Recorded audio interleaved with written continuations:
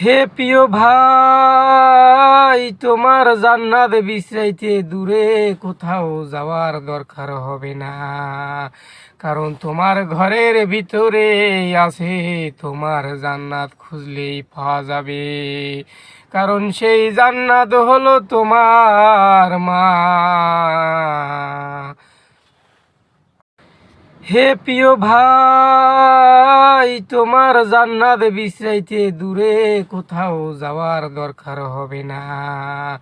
কারণ তোমার ঘরের ভিতরে আছে তোমার জান্নাত, খুঁজলেই পাওয়া যাবে।